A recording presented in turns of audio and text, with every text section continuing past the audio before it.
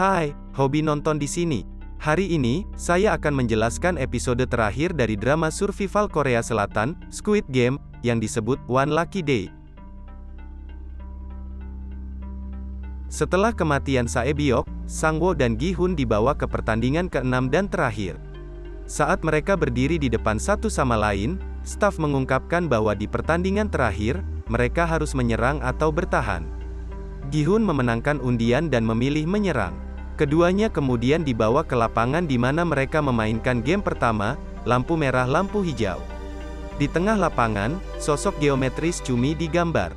Para VIP mengamati permainan dari platform yang lebih tinggi. Pengawas menjelaskan kepada mereka bahwa permainan terakhir disebut permainan Chumi. Itu adalah permainan anak-anak yang dimainkan di Korea bertahun-tahun yang lalu. Penyerang, Gi-hun, harus berada di dalam gambar Chumi. Untuk memenangkan permainan, dia harus berlari melewati pertahanan, Sang-woo, dan menginjak wajah Chumi dengan kakinya. Jika Sang-woo berhasil mendorong Gi-hun keluar dari gambar Chumi, dia memenangkan permainannya.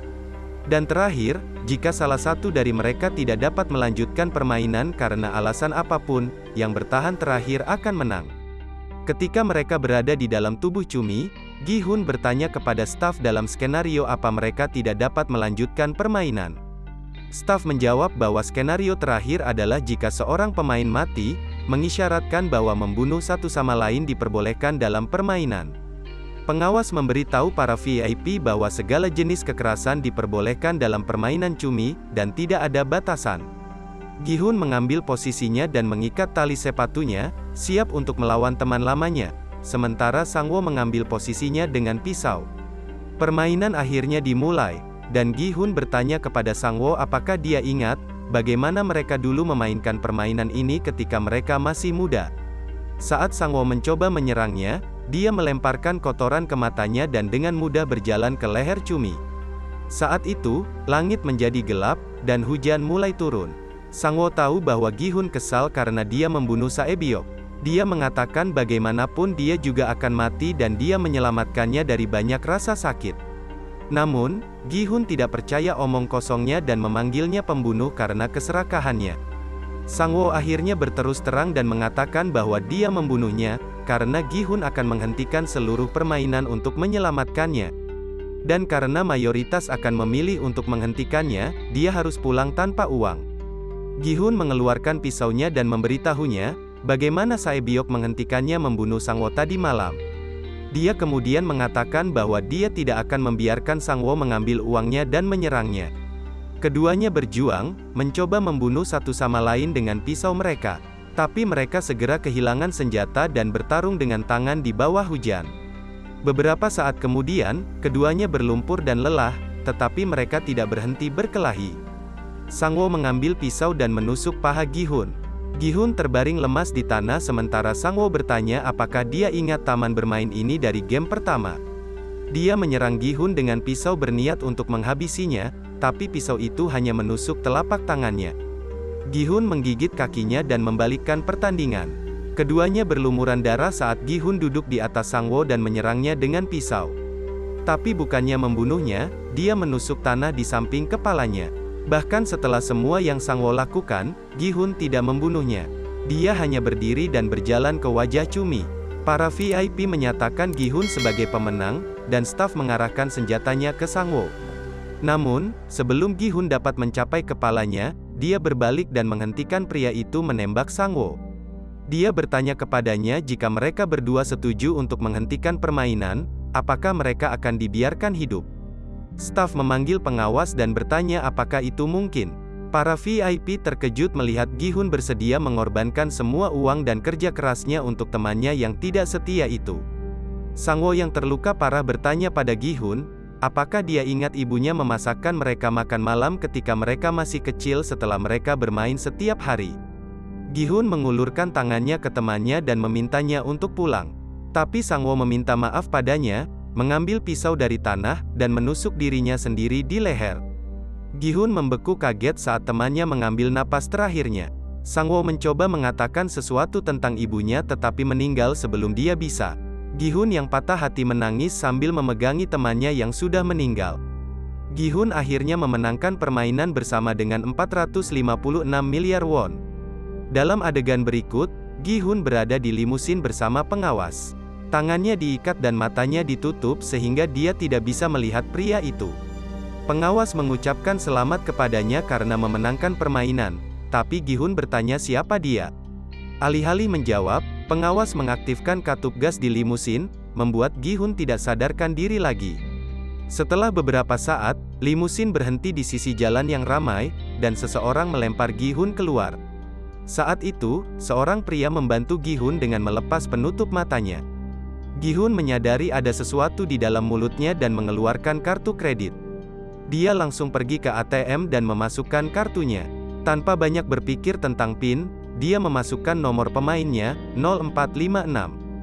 Gi-hun kemudian menarik uang 10.000 won dan melihat dia masih memiliki 456 miliar won di rekening banknya.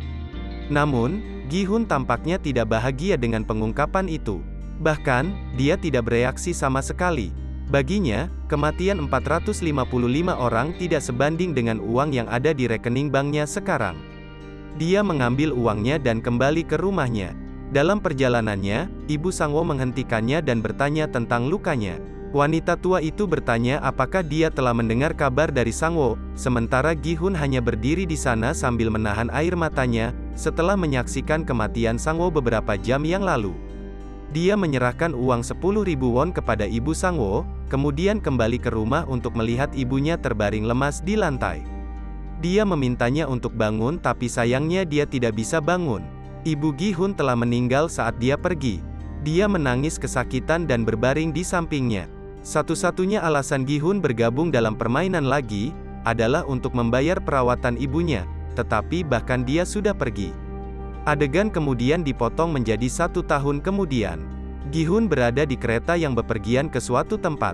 Dia terlihat dalam kondisi yang buruk, karena rambutnya telah tumbuh dan janggutnya tidak dicukur. Dia memiliki ekspresi muram di wajahnya seperti setahun yang lalu setelah kembali dari permainan, menunjukkan bahwa tidak banyak yang berubah sejak saat itu. Ternyata dia pergi ke bank tempat uangnya ditransfer setelah pertandingan. Manajer bank berbicara manis kepadanya karena jumlah uang di rekening banknya. Dia ingin Gi-hun mentransfer uangnya ke rekening lain agar dia mendapatkan lebih banyak bunga. Saat dia berbicara, Gi-hun menjawab dengan jawaban yang tidak jelas dan terlihat tidak tertarik. Setelah beberapa saat, Gi-hun bangkit dan mengejutkan manajer dengan meminta untuk meminjam 10.000 won darinya. Manajer tidak bisa berkata-kata tetapi tetap memberinya uang. Dengan uang itu, Gi-hun pergi ke pantai dan duduk sendiri sambil minum. Seorang wanita yang menjual mawar memohon padanya untuk membeli, jadi dia membelinya. Dengan mawar, dia juga memberinya amplop kecil. Gi-hun membuka amplop dan terkejut melihat kartu emas dengan simbol kartu permainan. Di bagian belakang kartu, tertulis alamat dan waktu. Gi-hun sangat terkejut tetapi bertekad untuk menemukan jawaban mengapa permainan itu dimainkan dan siapa yang berada di balik semuanya. Dia pergi ke alamat yang tertulis di kartu dan berakhir di sebuah ruangan dengan seorang lelaki tua berbaring di ranjang rumah sakit. Saat dia mendekati pria itu, Gi-hun membeku karena terkejut. Pria itu adalah pemain nomor 1, Il-nam. Gi-hun tidak bisa mempercayai matanya dan hanya menatapnya dengan kaget. Il-nam meminta segelas air, dan diam-diam dia memberikannya. Gi-hun menenangkan diri dan bertanya pada Il-nam siapa dia sebenarnya dan apakah dia adalah dalang di balik permainan tersebut. Il-nam mengabaikan pertanyaannya dan menunjuk seorang pria mabuk dan pingsan di jalan melalui jendela. Dia bertanya pada Gi-hun apakah dia masih mempercayai orang setelah apa yang dia alami. Gi-hun akhirnya makin kesal dan menanyakan pertanyaan yang sama lagi padanya. Il-nam kemudian mengatakan kepadanya bahwa dia ingin bermain game. Jika seseorang membantu pemabuk sebelum tengah malam, Gi-hun akan menang, dan Il-nam akan menjawab semua pertanyaannya, tetapi jika tidak ada yang membantu pemabuk itu, Il-nam akan menjadi pemenangnya. Gi-hun kehilangan kesabaran dan mencekik Il-nam. Tapi dia berhenti ketika lelaki tua itu mengklaim dia tidak akan mendapatkan jawaban atas pertanyaannya jika dia membunuhnya. Gi-hun diam-diam menurut dan melihat jam. 20 menit tersisa sampai tengah malam. Mereka menunggu seseorang untuk membantu pria itu. Setelah beberapa saat, Gi-hun kembali bertanya pada lelaki tua itu siapa dia. Ilnam berterus terang dengan mengatakan bahwa dia adalah dalang dari permainan tersebut. Dia dan beberapa temannya yang sangat kaya merasa bosan, meskipun mereka memiliki banyak uang tapi tidak memiliki kebahagiaan dalam hidup. Jadi, mereka semua membuat rencana ini untuk membuat hidup mereka menarik. Dia ingin bertemu Gi-hun karena dia belum menggunakan uang hadiahnya dan masih menjalani kehidupan lamanya. Ilnam bertanya apakah Gi-hun tidak menggunakan uang itu karena dia merasa bersalah. Gi-hun membalas dengan mengatakan bahwa Ilnam harusnya yang bersalah karena membunuh begitu banyak orang. Tapi Ilnam mengklaim bahwa para pemain datang ke permainan atas keinginan mereka, dan dia tidak memaksa siapapun. Gi-hun kemudian bertanya mengapa dia bergabung dengan permainan itu sendiri padahal dia bisa saja menonton mereka. Ilnam mengklaim bahwa dia merindukan masa kecilnya dan ingin menjalaninya sekali lagi sebelum meninggal karena tumor otak. Saat mereka berbicara, seorang gadis mendekati pria mabuk di jalanan tetapi berjalan pergi setelahnya. Ilnam terus mengatakan dia tidak menyesal bergabung dengan permainan, karena dia adalah yang paling bahagia dalam waktu yang lama saat dia bermain dengan mereka. Saat dia mengucapkan kata-kata terakhirnya, hanya beberapa detik tersisa sampai tengah malam. Sebuah mobil polisi berhenti di depan pria mabuk itu. Gadis yang mendekatinya tadi pergi untuk meminta bantuan polisi.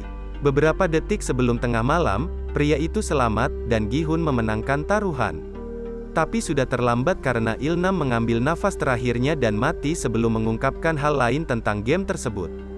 Gi-hun menatap wajah lelaki tua itu untuk terakhir kalinya dan pergi. Kemudian, kita melihat kilas balik saat mereka memainkan game kelima. Orang utama dari permainan melepas topengnya dan mengungkapkan dirinya sebagai Ilnam. Kembali ke masa sekarang, pengawas permainan, In-ho, menutup mata Ilnam. Dalam adegan berikut, kita melihat Gi-hun di toko tukang cukur. Dia akhirnya mendapatkan penutupan dari dalang game itu sendiri, jadi dia merasa lebih baik untuk pertama kalinya dalam setahun. Dia berjalan keluar dari toko dengan rambut merah cerah, menunjukkan awal yang baru dan segar. Gi-hun kemudian pergi ke panti asuhan tempat saudara laki-laki Sae-byok tinggal. Dia menyapa anak laki-laki itu, yang mulai berbicara begitu Gi-hun menyebut Sae-byok. Gi-hun ada di sana untuk memenuhi janji yang dia buat pada Sae-byok. Dia membawa anak laki-laki itu ke ibu Sang-woo dan memintanya untuk merawatnya. Wanita tua itu dengan senang hati menyambut anak laki-laki itu dan menyayanginya dengan cinta. Gi-hun kemudian memberikan barang bawaannya dan pergi. Setelah dia pergi, dia membuka koper mencari jaket untuk anak laki-laki kecil itu tetapi malah menemukan koper itu penuh dengan uang. Terkejut, dia memanggil nama Gi-hun, tapi dia sudah pergi. Gi-hun kemudian berjalan ke kereta bawah tanah saat menelepon putrinya. Dia akan pergi ke AS untuk bertemu dengannya setelah 1 tahun. Di stasiun, dia sangat terkejut melihat penjual game yang menyerahkan kartu kepadanya dan membuatnya terlibat dalam semua kekacauan. Pria itu memainkan permainan yang sama dengan orang lain dan tersenyum saat melihat Gi-hun. Gi-hun berlari ke arahnya, tapi sebelum dia bisa menangkapnya, pria itu naik kereta dan pergi. Gi-hun mengambil kartu itu dari pria lain yang bermain dengannya dan memperingatkannya untuk tidak pergi ke sana. Dia kemudian berjalan ke bandara tetapi menelpon nomor dari kartu untuk terakhir kalinya. Orang yang ditelepon menanyakan namanya, tanggal lahir dan apakah dia ingin bermain game. Gi-hun menyebutkan namanya, mengejutkan pria yang ditelepon. Dia kemudian mengatakan kepadanya bahwa dia bukan kuda yang bisa mereka pertaruhkan. Pria itu mengenalinya dan memanggilnya nomor 456. Dia menyuruh Gi-hun untuk naik pesawat dan melanjutkan hidupnya untuk kebaikannya sendiri. Gi-hun memberitahu pria itu bahwa dia tidak akan pernah memaafkan orang-orang yang membuat mereka bermain game. Dia memutuskan panggilan dan berbalik, bertekad untuk mengakhiri permainan tersebut. Subscribe untuk lebih banyak video seperti ini, aktifkan notifikasi, dan tinggalkan like untuk membantu channel ini. Terima kasih telah menonton.